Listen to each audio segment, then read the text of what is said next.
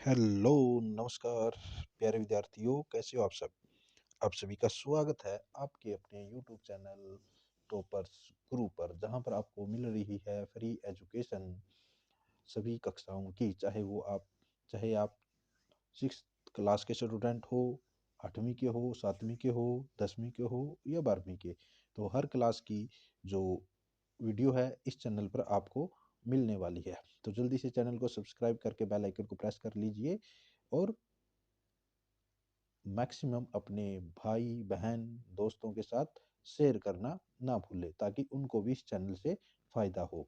तो आज की वीडियो में हम करने वाले हैं प्रैक्टिस सेट, जो हमने शुरू किया था पिछली 2-3 वीडियो में। हम उसके एक-एक सेक्शन को देख रहे थे, ए, बी और सी सेक्शन हम कर चुके हैं।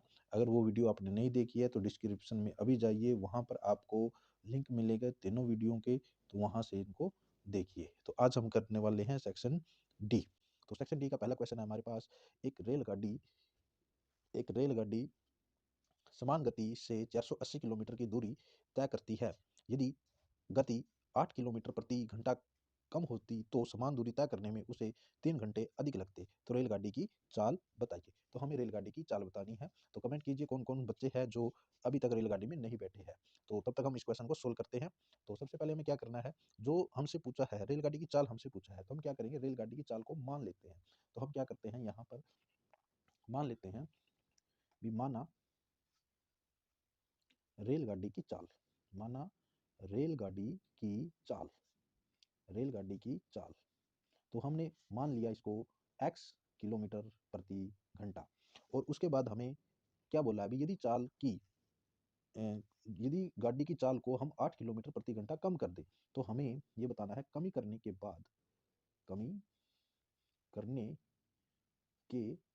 बाद चाल, यानी कि धीमी चाल। तो धीमी चाल होगी हमारी x माइनस 8 किलोमीटर प्रति घंटा। तो ये हमने दोनों चाल लिख ली, एक तो इसकी चाल लिख ली जो सामान्य चाल है, और एक कमी करने के बाद की जो चाल है, वो दोनों हमने इसको लिख ली है। तो अब हमें क्या करना है, इन दोनों से लगने वाला समय निकाल लेना है।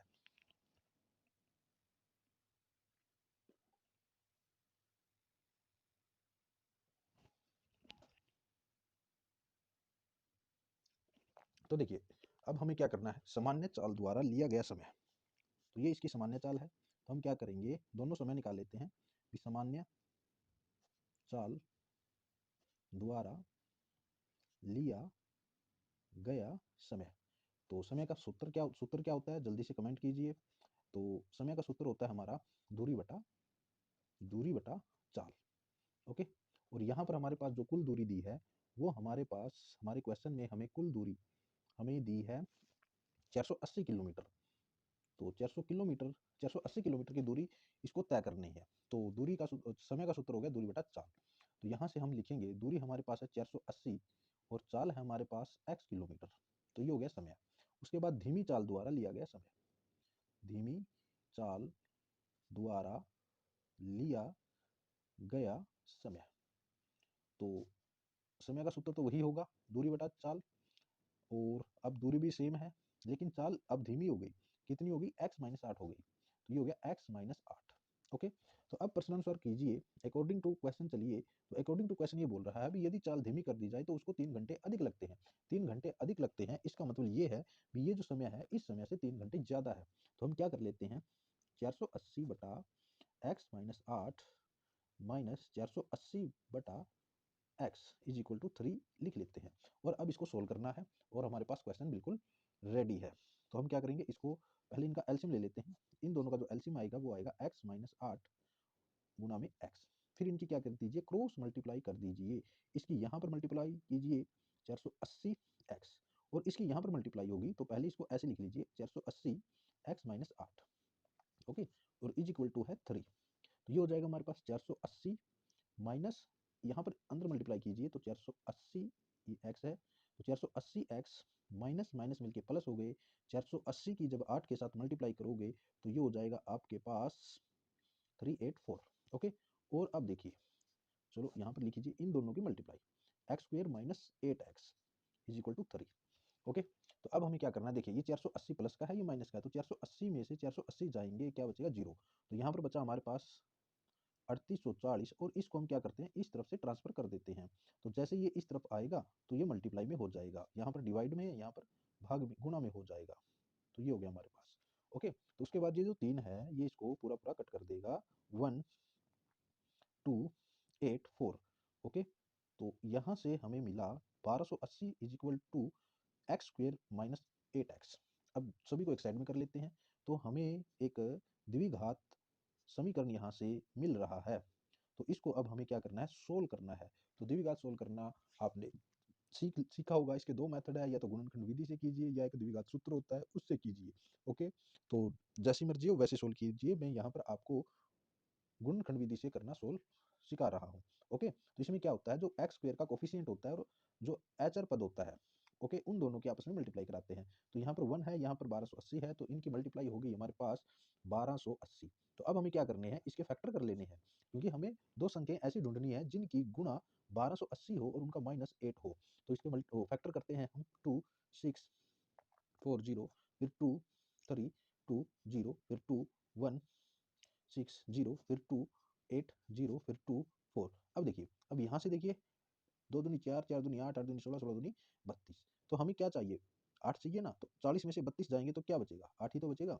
तो हमारे पास दो संख्या रेडी है, तो यहाँ पर इसको पुट कीजिए। तो जैसे इसमें पुट कीजिएगा तो बड़ी संख्या को आगे लिखिएगा, 40x। अब देखिए, अब हमें इनका माइनस करना है। अगर हम दोनों को माइनस कर देते हैं तो ये तो प्लस हो जाएगा। ओके, तो ये माइनस का 72 आएगा। तो इसलिए हमने क्या करना होगा, एक माइनस का करना होगा और एक प्लस का करना होगा। अब बड़ा माइनस का इसलिए किया है क्योंकि यहाँ पर -8 तभी तो बचेगा। ओके, अगर इसको प्लस का, इसका माइनस का कर देंगे तो प्लस का 8 बचेगा। ओके, तो इसलिए हमने बड़ी संख्या को माइनस का लिखा और छोटी को प्लस का। ओके, तो यहाँ से अब हमें क्या करना है, यहाँ से कॉमन ले लेना है। तो x इसके पास भी है, x इसके पास भी है, तो दोनों में से x कॉमन ले लीजिए और यहाँ पर x बचेगा और यहाँ पर 40 बचेगा। और यहाँ से कॉमन क्या लीजिएगा, यहाँ से कॉमन मिलेगा हमें 32। ओके, तो यहाँ पर x बचेगा और जब 1280 को 32 से डिवाइड करोगे तो 40 ही आएगा, क्योंकि ये दोनों इसके फैक्टर है। ओके, उसके बाद हमें करना क्या है, उसके बाद बड़ा सिंपल सा काम करना है, इस ब्रैकेट को फिर से कॉमन निकाल लीजिएगा। तो x माइनस 40, और ये जो बाहर हमने कॉमन लिए थे ये बचेंगे एक ब्रैकेट के अंदर। ओके, तो यहाँ से हमें एक बात पता चलेगी, जो ये बताएगी भी अगर हम इन दोनों ब्रैकेट को जीरो के इक्वल पुट करते हैं, इन दोनों को जीरो के इक्वल पुट करते हैं, तो हमें क्या मिलेगा, यहाँ मिलेगा x इज इक्वल टू 40, यहाँ पर मिलेगा x इज इक्वल टू -32। अब देखिए, कभी भी चाल, दूरी, लंबाई हमारी माइनस में नहीं हो सकती, तो ये बात संभव नहीं है, ये मान संभव नहीं है, संभव नहीं है। तो हमारा आंसर क्या होगा, ये वाला। और हमने x क्या माना था, रेलगाड़ी की चाल, तो इसको मेंशन कर देंगे। ओके, यहाँ पर मेंशन क्या कीजिए, रेलगाड़ी की चाल। जैसे ही क्वेश्चन खत्म की करो तो जो आंसर हमसे पूछा था वो आंसर लिखना है। रेलगाड़ी की चाल हमसे पूछी है, तो ये आ गए हमारे पास 40 किलोमीटर प्रति घंटा। और ये हमारे पास क्वेश्चन इस तरह से आपको सोल्व करना था। तो इसको आप नोट कर सकते हो, स्क्रीनशॉट लेकर रख सकते हो। आई होप आपको ये क्वेश्चन अच्छी तरह से समझ में आया होगा। फिर भी कोई डाउट हो, कोई समस्या हो तो कमेंट बॉक्स खुला है, वहां पर कमेंट कीजिएगा। ओके, तो चलते हैं नेक्स्ट क्वेश्चन पे। नेक्स्ट क्वेश्चन है इसी का अथवा। इसी का अथवा है हमारे पास, ये क्वेश्चन नंबर 32 था। ओके, क्वेश्चन नंबर 32, तो इसी का हमारे पास अथवा है, तो इसको हम सोल्व करते हैं, यहीं पर सोल्व कर लेते हैं। तो ये है हमारे पास क्वेश्चन नंबर 32 का अथवा, जो हमें बोल रहा है दो क्रमागत धनात्मक पूर्णांकों का गुणनफल 306 है, तो पूर्णांक ज्ञात कीजिए। तो हमें दो क्रमागत पूर्णांक निकालने हैं जिनका गुणनफल 306 है। तो हम क्या कर लेते हैं, उसमें से मान लेते हैं अभी, माना एक पूर्णांक, दोनों में से एक पूर्णांक हो गया, धनात्मक पूर्णांक लिखिएगा, तो ये हो गया x।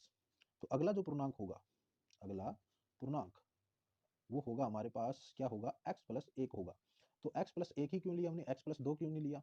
ये इसलिए लिया क्योंकि जो भी धनात्मक पूर्णांक होते हैं हमारे पास, जैसे मैं एक एग्जाम्पल से समझाता हूँ, लगातार के एग्जाम्पल लीजिए, 20 21 22 23। ओके, तो ये जो पूर्णांक है, मान लीजिए लगातार के पूर्णांक का क्रमागत क्रमागत का मतलब होता है लगातार। तो इसमें अगर हम देखते हैं, पीछे वाले से अगले पूर्णांक पर जाने के लिए हमें +1 करना पड़ता है, यहाँ से +1 करना पड़ेगा। जैसे हम पिछले से अगले पूर्णांक पे जाएंगे तो +1 करना पड़ता है। वही बात हमने यहाँ की है। एक पूर्णांक हमारे पास x है, तो दूसरा पूर्णांक होगा x प्लस 1। उसके बाद दोनों का हमें गुणनफल दिया है क्वेश्चन के अंदर, दोनों का गुणनफल हमें दिया है। तो गुणनफल हमें दिया है 306। ओके, तो उसके बाद दोनों का गुणनफल यानी कि x प्लस 1 का गुणनफल हमें दिया है 306। तो जैसे इसको सोल्व करोगे x की यहाँ पर मल्टीप्लाई करोगे तो x स्क्वायर हो जाएगा प्लस x हो जाएगा, और 306 को इस साइड ले आओगे तो माइनस 306 हो जाएगा, और आपको मिलेगा एक द्विघात समीकरण, जो कि आपको सोल्व करना बहुत ही अच्छे ढंग से आता है। उसके बाद हम क्या करेंगे, यहाँ पर हमें मिला 306, हमें दो संख्या ऐसी ढूंढनी है जिनकी गुणा 306 हो और उनका माइनस 1 हो। तो उसके लिए हम क्या करते हैं, 306 के फैक्टर करते हैं। तो जैसे इसको फैक्टर करोगे आप तो ये मिलेगा आपको ऐसे, तो 3 पे चलेगा 5 1 और फिर 3 पे ये वाला। ओके, तो ये हो गया हमारे पास 18, 3 तिया 9, 9 दूनी 18 और एक 17। ओके, तो ये दो संख्याएं आपको मिल चुकी है, इसके अंदर पुट कर कीजिएगा। तो ये हो गया x square plus 18 x minus 17 x minus 306 is equal to 0। तो पहले दो में से कॉमन एक्स, एक्स प्लस 18, और यहाँ से कॉमन माइनस 17 और x प्लस 18, क्योंकि यहाँ से ये माइनस था, माइनस हमने बाहर निकाल लिया तो प्लस हो गया। 17x में से 17x कट गया तो x बच गया, और ये माइनस माइनस मिलकर प्लस हो जाता है, और 306 को जब 17 से डिवाइड करेंगे तो हमारे पास 18 बचेगा। तो यहाँ से आपको दो ब्रैकेट फिर से कॉमन ले लेनी है, और यहाँ पर हमें मिलेगा ये वाला। ओके, तो यहाँ से दोनों को इक्वल रखोगे जीरो के, तो आपको पता चलेगा भी जो x की एक वैल्यू है माइनस 18 आई है, और एक वैल्यू आई है आपके पास 17। तो यहाँ पर जो पूर्णांक है हमसे क्या पूछा है, धनात्मक पूर्णांक पूछे है, धनात्मक पूर्णांक। तो धनात्मक पूर्णांक वो होते हैं जो पॉजिटिव होते हैं, प्लस वाले होते हैं। ओके, तो ये हमारे पास संभव नहीं है, ये आंसर हमारा संभव नहीं है। क्यों नहीं है, क्योंकि ऋणात्मक हमें ये चाहिए है। ठीक है, तो यहाँ से जो हमारे पास क्रमागत पूर्णांक आएंगे, क्रमागत पूर्णांक वो आएंगे हमारे पास कौन से वाले, 17, और 17 प्लस 1 18। ओके, ये आपके दो आंसर होंगे। तो इस तरह से दोनों क्वेश्चन लगभग सेम थे। आई होप आपको ये अच्छी तरह से समझ में आ गए होंगे। कोई दिक्कत, कोई कमेंट, कोई समस्या हो तो कमेंट बॉक्स आपके लिए खुला है, जल्दी से कमेंट कीजिए और अपने डाउट को दूर कीजिए। ओके, तो चलते हैं। तो नेक्स्ट क्वेश्चन हमारे पास है क्वेश्चन नंबर 33, और क्वेश्चन नंबर 33 हमें ये बोल रहा है, तो 33 वाले जो क्वेश्चन है वो है आपके सामने एक थ्योरम। क्या है, एक थ्योरम है जो कि है चैप्टर नंबर 6 से, बीपीटी थ्योरम इसको बोल देते हैं। ठीक है, तो देखिए इसको कैसे सोल्व करते हैं। ये थोड़ा आपको बोर कर सकता है, लेकिन क्वेश्चन आसान है, थ्योरम आसान है, ज़्यादा मुश्किल नहीं है। तो इसको थोड़ा ध्यान से समझिए। तो कैसे ये करते हैं, तो क्वेश्चन में बोल रहा है भी सिद्ध कीजिए यदि किसी त्रिभुज की एक भुजा के समांतर एक रेखा खींची जाए तो अन्य दो भुजाएं समान अनुपात में विभाजित हो जाती है। तो इसी तरह से आपको कोई बात समझ में नहीं आई होगी तो मैं इसको आपको समझाता हूँ कि क्या बोला है इन्होंने करने को। ठीक है, तो देखिए हमारे पास एक त्रिभुज है, एक हमारे पास एक ऐसी त्रिभुज है जिसका नाम है ए बी सी। यहाँ पर ये है एक ए बी सी, ये ए है, ये बी है, और ये सी है। इन्होंने बोला है यदि किसी त्रिभुज की एक भुजा के समांतर, इन तीनों में से किसी एक भुजा के समांतर, किसी भी एक भुजा के, मान लीजिए ये भुजा हम ले लेते हैं बीसी, इसके समांतर एक लाइन खींच दी जाती है ये वाली डी ई, हमने नाम रख दिया इसका डी ई। अगर ये इसके समांतर है तो बाकी भुजाओं को ये एक ही अनुपात में या इक्वल रेशो में डिवाइड करेगी। ये बात हमें इसके अंदर प्रूव करके दिखानी है, और यही बीपीटी होती है, बेसिक प्रोपोर्शनैलिटी थ्योरम होती है। तो इसको हम अब प्रूव करने वाले हैं। तो हमें क्या है, पहले हमें क्या लिखना होता है, हमें लिखना होता है दिया है। तो सबसे पहले हम क्या लिखेंगे, दिया है। ओके, तो हमें सबसे पहले लिखना है दिया है। क्या दिया है वो आप देख लीजिए। देखिए हमें दिया है त्रिभुज ए बी सी में, त्रिभुज ए बी सी में डी ई समांतर बी सी के। ओके, और हमें सिद्ध क्या करना है, सिद्ध करना है। तो सिद्ध हमें ये करना है, सिद्ध करना है। तो सिद्ध करना है, क्या करना है भी, दोनों एक ही अनुपात में है, A D upon D D B is equal to A E upon E C. इससे आप जो ये अभी थ्योरम हम सिद्ध करने वाले हैं, इससे आपके 1 नंबर के क्वेश्चन भी बनते हैं, 2 नंबर के क्वेश्चन भी बनते हैं, और ये बड़ा तो आप देख ही रहे हो, ये क्वेश्चन भी बनता है बीपीटी से। ओके, तो इंपॉर्टेंट है, बड़ा ध्यान से इसको समझिएगा। ओके, तो इसका प्रमाण सबसे पहले हम क्या करते हैं, इसमें रचना कर लेते हैं थोड़ी सी। रचना में हमें क्या करना होता है, तो रचना में सबसे पहले हम क्या करते हैं, देखिए यहाँ से इस ई पॉइंट से इसके ऊपर एक लंब खींचते हैं, परपेंडिकुलर खींचते हैं। ठीक है, इसको हमने नाम दे दिया एम, और यहाँ से हमने एक परपेंडिकुलर यहाँ पर खींचा, इसको हमने दे दिया एन नाम। वैसे आपको लाल से नहीं करना है, वहाँ पर ब्लू और ब्लैक या पेंसिल से करना है। ओके, तो और हमने बी और सी को भी ज्वाइन कर, बी और ई को ज्वाइन कर दिया, और सी और डी को ज्वाइन कर दिया। ओके, तो इस तरह से हमने इसमें रचना की। तो जो रचना इसमें की है वो यहाँ पर हम लिख देंगे। हमने की है M E perpendicular on A B, और D N perpendicular on A से, ठीक है, बी को ई से तथा डी डी को सी से मिलाया है। ओके, तो ये हमने क्या किया, रचना में हमने सोल्व कर लिया जो हमें चाहिए था। ओके, उसके बाद देखिए इसका प्रमाण। प्रमाण बिल्कुल आसान है, जैसे मैं बोलता हूँ वैसे कीजिए तो बड़ा ही आसान होगा। तो जो प्रूव करना है ना, जो सिद्ध करना है उसको देखो ध्यान से। हमें ए डी अपॉन डी भी करना है, तो पहले इन दोनों को देखो। ये जो हमने फिगर बनाई है इसमें ढूंढो कहाँ पर है। तो देखिए ए ये रहा, डी ये रहा, तो ये वाली लाइन है और नीचे वाली डी भी ये है। ओके, तो ये दो टुकड़े हमने मिल चुके हैं जो हमने सिद्ध करने हैं, A D upon D B. तो ऐसा करो, इन दोनों पर जो ट्रायंगल बनी हुई है उनको देखो। तो यहाँ पर ए डी और यहाँ से डी ई और ए ई ये ट्रायंगल बना रही है। ओके, और यहाँ से डी बी और बी ई ये ट्रायंगल बना रही है। तो इन दोनों के एरिया फाइंड करो। एरिया का फॉर्मूला होता है 1/2 आधार गुना में ऊंचाई, 1/2 बेस इंटू परपेंडिकुलर। ओके, तो हम यहाँ पर लिखेंगे एरिया त्रिभुज A D E upon area त्रिभुज बी डी ई। ओके, तो B D E, B D E, तो यहाँ से हमें ये पता चलेगा 1/2 ऊपर वाले का। अब देखिए आधार अपनी मर्जी कुछ भी ले, हम ए ई ले, डी ई ले, ए डी ले, जैसे रिक्वायरमेंट होती है वही ले लेते हैं। तो हमने अब रिक्वायर है ए डी, हमें ए डी की जरूरत है, तो हमने ए डी को बेस माना। ओके, और हाइट तो आपको पता ही होता है परपेंडिकुलर होती है, तो ये हो गई हमारे पास एम ई। ये तो ऊपर वाले का एरिया हो गया। नीचे देखो, नीचे है 1/2 और इसका जो बेस होगा ये होगा B D D B into M E. Height इसकी यही रहेगी, ये यहाँ से कैंसिल होगा, ये यहाँ से, तो यहाँ से हमें मिलेगा A D upon D B. Okay, तो इसको फर्स्ट इक्वेशन मान के छोड़ दीजिए। उसके बाद दूसरे वाले पे आ जाइए, ए ई अपॉन ए सी। तो देखिए अब यहाँ पर ए ई ये रहा, ए सी ये रहा, तो इन दोनों से जो ट्रायंगल बन रही है वो ले लीजिए। तो ऊपर तो सेम वही ट्रायंगल बन रही है, तो ये हो गया हमारे पास एरिया त्रिभुज ए डी ई, और नीचे ये यहाँ पर ये बनी हुई है सी डी ई। ओके, तो एरिया त्रिभुज सी डी ई, तो यहाँ पर फॉर्मूला वही रहेगा 1/2 बेस इंटू हाइट। अब बेस हमने कौन सी लेनी है, ए ई ले लेना है। ओके, तो ए ई, अब यहाँ से हाइट जो परपेंडिकुलर हमने खींचा था, तो परपेंडिकुलर यहाँ पर डी एन है, तो यहाँ पर 1/2 और यहाँ पर बेस ई सी हो जाएगा इंटू डी एन। तो वही यहाँ से कट हो गया, यहाँ से ये कट गया, तो ये हो गया ए E upon E C. Okay, ये हो गया दोनों वाला। अब हमें दोनों साइड हमारे पास आ चुकी है, बस अब इसको इक्वल प्रूव करना है। तो इक्वल प्रूव करने के लिए थोड़ा सा इसको ध्यान से देखो, यहाँ पर ए डी ई है, इसमें भी ए डी ई है, तो ऊपर वाली साइड तो वैसे ही बराबर है, तो ये भी ए डी ई का एरिया है और ये भी ए डी ई का एरिया है। बस बात है इन दोनों को, नीचे वाले को इक्वल प्रूव करना। तो उसके लिए एक बात आपको अच्छी तरह से याद रखनी है, तो ये याद रखनी है भी एक ही आधार, एक ही आधार, एक ही आधार व समांतर, एक ही समांतर रेखाओं के मध्य स्थित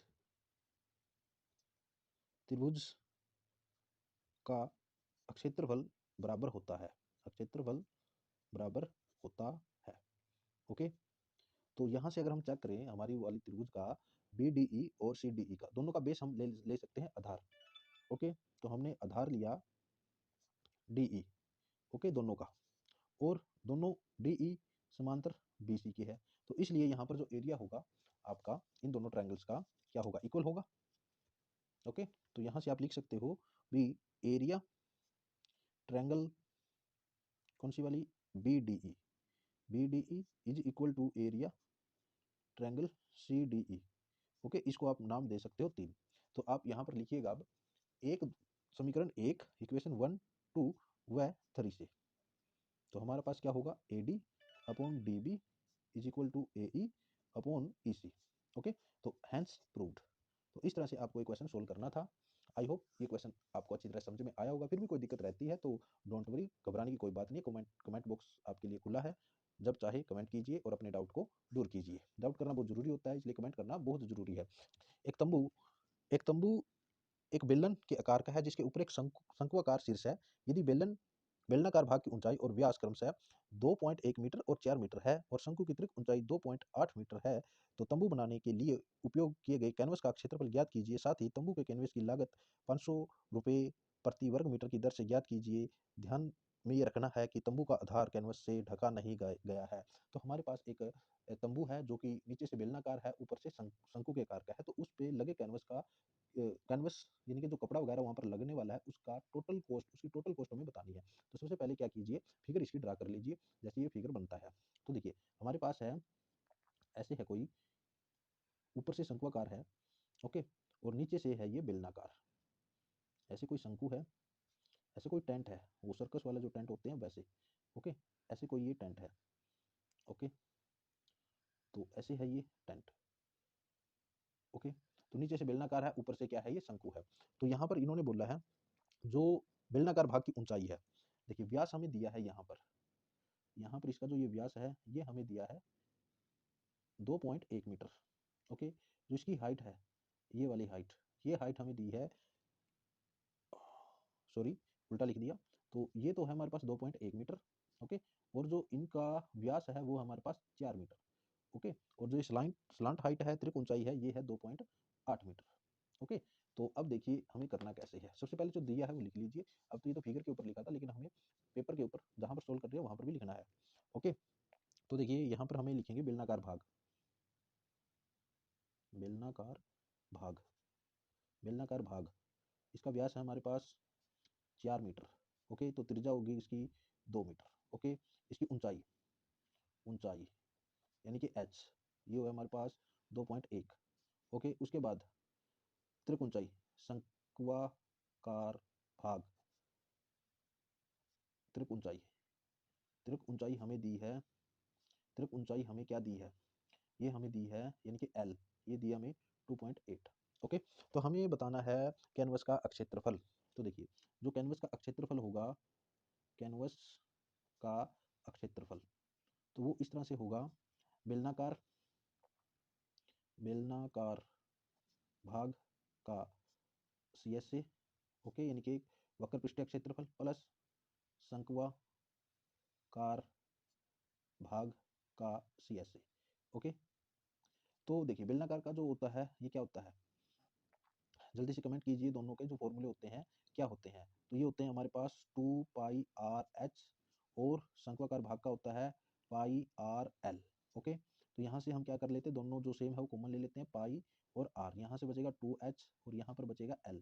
जल्दी से इनकी वैल्यू पुट कर दीजिए। तो ये हो गया 22/7, r की जो वैल्यू है वो हमारे पास 2, और ये हो जाएगा 2 इंटू एच, एच है हमारे पास 2.1 प्लस एल 2.8, ओके। तो यहाँ से हो गया 22×44/7, और यहाँ से हो जाएगा आपका 2 और यहाँ से हो जाएगा 2.8। तो 2.2 और 2.8 को जब प्लस कीजिएगा तो आपको मिलेगा पूरा 7, ओके। इन दोनों को जैसे ही प्लस करोगे तो मिलेगा आपको 7, 7 से 7 कैंसिल हो जाएगा, तो ये आ जाएगा आपका 44 मीटर स्क्वायर कैनवस का क्षेत्रफल। और हमसे पूछी है कैनवस की कुल लागत, कैनवस की कुल लागत, और हमें जो रेट दिया है वो हमें दिया है शायद 500 रुपये मीटर, 500 रुपये मीटर स्क्वायर, ओके। तो जो कुल लागत आएगी वो 500 की, और आप 44 की मल्टीप्लाई कीजिएगा। तो 2 जीरो ऐसे की ऐसे रखिए, 5 चौका 20 होते हैं, 5 चौका 20 होते हैं, और 20 और 2 कितने होते हैं, 20, देखिए 5 चौका 20 हासिल 2, 5 चौका 20 और 2 होते हैं 22। तो इतने रुपए आपके खर्च हो जाएंगे इसको खरीदने में, ओके। तो इस तरह से आपको ये सोल्व करना था। आई होप ये क्वेश्चन भी आपको अच्छी तरह से दिमाग में सेट हो गया होगा। फिर भी कोई दिक्कत, कोई समस्या, जल्दी से कमेंट कीजिए, और वीडियो पसंद आ रही हो तो वीडियो को लाइक करना ना भूलें, और चैनल को सब्सक्राइब करके जो पास में छोटी सी बेल आइकन है उसको भी प्रेस कीजिए, ताकि सबसे पहले सबसे फास्ट नोटिफिकेशन आपके फ़ोन पर बजे, ओके। तो अब देखते हैं इसी क्वेश्चन का अथवा में जो दिया है, हमें क्या दिया है, भी एक बर्तन है, एक गोलाकार कांच, जिस बर्तन है जिसकी गर्दन है बेलनाकार, 8 सेंटीमीटर लंबी है, 2 सेंटीमीटर का उसका व्यास है, गोलाकार भाग का व्यास 8.5 सेंटीमीटर है। इसमें रखे पानी की मात्रा को मापने के लिए एक बच्चे को इसकी मात्रा 345 सेंटीमीटर मिलती है। उपयुक्त आंतरिक माप के रूप में लेते हुए जांचें कि क्या वह बच्चा सही है या नहीं, और पाई हमने लेनी है 3.14। तो इस तरह से देखिए क्या है, ये जो क्वेश्चन है वो इस तरह से है, एक बर्तन है जिसकी जो गर्दन है वो इस तरह से है, बेलनाकार है, ओके, और नीचे से वो क्या है, कुछ गोलाकार है, ऐसे, ठीक है, ऐसे है, ठीक है। तो इस तरह से है जो बेलनाकार भाग है, जो बेलनाकार भाग है, बेलनाकार भाग, इसकी जो आर है हमें बेलनाकार भाग की जो R1 लिख लीजिए, तो ये हो जाएगी आपकी 1 सेंटीमीटर, क्योंकि इसका देखो व्यास हमें दिया है, व्यास हमें 2 सेंटीमीटर दिया है। ओके, तो इसकी आर हो जाएगी 1 सेंटीमीटर और इसकी हाइट हाइट हमें दी है 8 सेंटीमीटर। ओके, उसके बाद गोलाकार भाग की जो त्रिज्या है वो है R2 लिख लेते हैं, वो है 8 पॉइंट, व्यास इसका भी व्यास दिया है, तो इसकी जो आर हो जाएगी 8.2 सेंटीमीटर हो जाएगी। ओके, तो अब देखिए इसमें हमें इसका आयतन निकालना है, तो बर्तन का कुल आयतन, बर्तन का कुल आयतन। ओके, तो कैसे निकलेगा, ये निकलेगा बेलनाकार भाग का आयतन, बेलनाकार भाग का आयतन प्लस प्लस गोलाकार गोलाकार भाग का आयतन। तो इस तरह से आपको ये निकालना है। तो बेलनाकार भाग का जो आयतन होता है वो होता है पाई आर स्क्वेयर एच, और गोलाकार भाग का होता है 4/3 पाई आर क्यूब। यहाँ से जो पाई है वो कॉमन मिलेगी आपको। ओके, तो और कुछ कॉमन मिलेगा नहीं, तो इसको ऐसे आपको 4/3 आर क्यूब। ओके, अब इसको आपको क्या करना है, वैल्यू पुट करके सोल्व करनी है। वैल्यू है हमारे पास 3.14, जो पाई की वैल्यू हमने लेनी है 3.14 रखनी है। उसके बाद ये आर स्केल, अब R1 है ये। ओके, ये R1 है, ये R2 है। ओके, देखिए R1 हो गया 1, तो 1 का स्केयर 1 होता है, 1 की और h यानी कि 8 की मल्टीप्लाई करोगे तो 8 आ जाएगा। ओके, ये हो जाएगा 4/3। ओके, अब हमें R2 को 3 बार लिखना है ऐसे, 8.2, 8.5 अपॉन 2 और 8.5 अपॉन 2। अब देखिए ये हो गया, जैसे इसका पॉइंट हटाओगे तो नीचे 10 लगेगा, क्योंकि पॉइंट के बाद 1 डिजिट है। ओके, तो ये ऐसे लगेगा, तो ये हो जाएगा 20।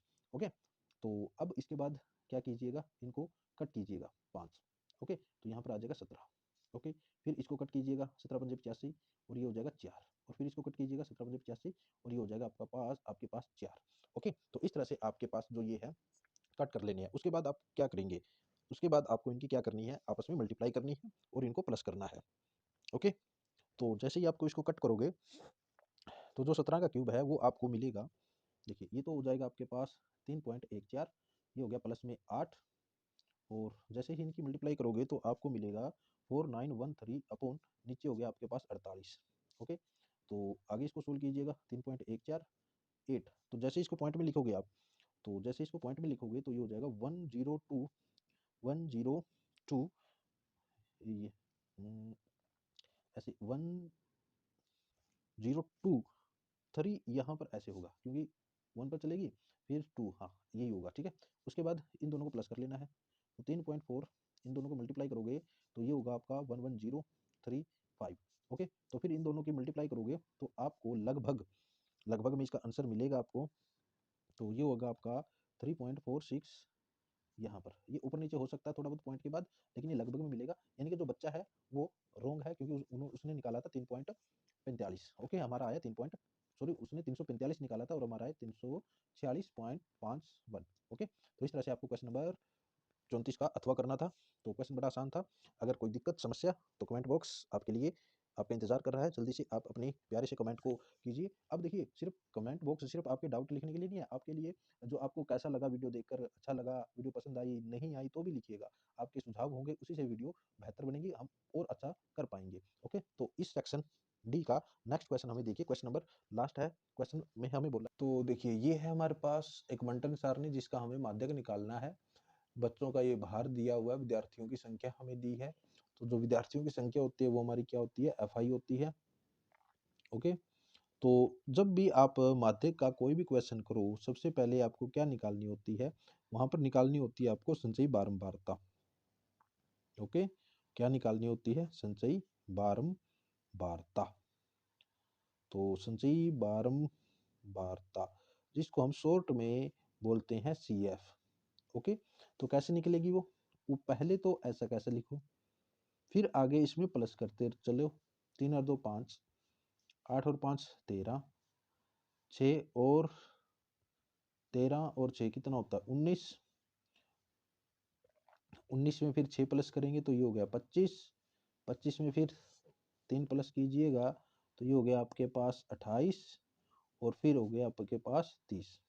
ओके, और ये जो विद्यार्थियों की संख्या है ये भी टोटल 30 है। ओके, तो ये भी 30 है, ये हमारे पास क्या है, n है। उसके बाद हमें क्या करना होता है, उसके बाद हमें इसमें सबसे पहले निकालना होता है आपका माध्यक वर्ग। क्या निकालना होता है, माध्यक वर्ग। और माध्यक वर्ग कैसे निकालेंगे, जो माध्यक वर्ग होगा वो कैसे निकलेगा, वो निकलेगा आपका n/2 करके। तो n/2 आ गया हमारे पास 30/2 अपॉन कट के कैंसिल होके 15। अब हमें क्या करना है, CF में आकर खड़े हो जाना है और इस 15 को ध्यान में रखते हुए ऊपर से नीचे की तरफ चलना है। ऊपर से नीचे की तरफ जैसे जैसे चलोगे, जो पहली 15 से बड़ी संख्या होगी वही हमारा माध्यक होगा। देखिए माध्यक वर्ग होगा, ये हमारे पास छोटा है 15 से, ये भी छोटा है, ये भी छोटा है, लेकिन 19 बड़ा है। तो इसके जस्ट सामने वाला हमारा क्या होगा, माध्यक वर्ग कहलाएगा। ओके, तो ये हमारे पास माध्यक वर्ग होगा। ठीक, तो यहाँ से लिखिएगा आपका माध्यक वर्ग हो गया 55 ओ से 60। ओके, तो सब सौदा यहीं से आपको मिलेगा, मिर्च मसाला जो भी आपको चाहिए इसको पकाने में। तो L यानी कि जो छोटी सीमा होती है माध्यक वर्ग की वो 55। ओके, एक हमें क्या चाहिएगा, H चाहिएगा। H क्या होता है, वर्ग अंतर, जो कि 5 का है। उसके बाद हमें माध्यक वर्ग की फ्रीक्वेंसी चाहिएगी जो कि हमारे पास है 6। ओके, उसके बाद हमें चाहिए CF। CF हमेशा क्या होती है, माध्यक वर्ग से ठीक ऊपर वाले की होती है CF। ओके, तो ये हो गया हमारे पास 13। उसके बाद हमें सिंपल सा इसका फॉर्मूला लिख लेना है माध्यक का। जो माध्यक का फॉर्मूला होता है वो होता है L plus n/2 minus CF upon F गुणा में H। तो इनकी वैल्यू पुट कीजिएगा। L है हमारे पास 55 प्लस n/2 आई है हमारे पास 15 माइनस 13/6 और ये हो गए हमारे पास 5। ओके, तो ये हो गया 55 प्लस 2, यहाँ पर 2 बचेगा और ये हो जाएगा 10 अपॉन 6। ओके, तो इसको कैंसिल कीजिएगा, तो कैंसिल कीजिएगा तो ये बचेगा आपके पास 5 और ये बचेगा आपके पास 3, 2 पर कैंसिल। उसके बाद 55 प्लस, जैसे इसको पॉइंट में लिखोगे, पॉइंट में ऐसे लिखोगे, 5 को 3 से डिवाइड करोगे तो ये हो जाएगा 3, बचेगा 2 और ये हो जाएगा 6, यानी कि 6 चलता रहेगा। तो लगभग में ये आपका मिलेगा 55.67। ओके, तो ये आपके पास इसका माध्यक भार आ गया। ओके, तो माध्यक जो भार हमसे पूछा था, माध्यक भार ही पूछा था ना, हाँ माध्यक भार पूछा था विद्यार्थियों का, तो वो ये आ गया आपका 55.67, या आपको 55.7 भी मिल सकता है कहीं पर। तो ये था आपके पास बच्चों सेक्शन डी। ओके, तो आई होप आपको ये अच्छी तरह समझ में आया होगा। तो आपका इस प्रैक्टिस सेट में सेक्शन ई बचता है जो कि है केस स्टडी के ऊपर। तो केस स्टडी के ऊपर मैं नेक्स्ट वीडियो लेकर आऊँगा, अच्छी तरह से आपको समझाऊंगा कैसे उसको सोल्व करना है। ओके, तो किस तरह के वो क्वेश्चन आएंगे। ओके, तो मिलते हैं नेक्स्ट वीडियो में। और नेक्स्ट वीडियो पर चलने से पहले आपसे रिक्वेस्ट है कि यदि अभी अभी तक आपने चैनल को सब्सक्राइब नहीं किया है तो चैनल को सब्सक्राइब करके बेल आइकन को प्रेस कर लीजिए और वीडियो को लाइक कर देना और अपने दोस्तों के साथ शेयर कर देना, उनको बोलना चैनल को सब्सक्राइब कर ले, वीडियो को लाइक कर दे, क्योंकि इस चैनल पर आपको बिल्कुल सही बढ़िया एजुकेशन मिलेगी। नो बकवासबाजी, ओनली एजुकेशन। ओके, तो मिलते हैं नेक्स्ट वीडियो में। Thank you so much.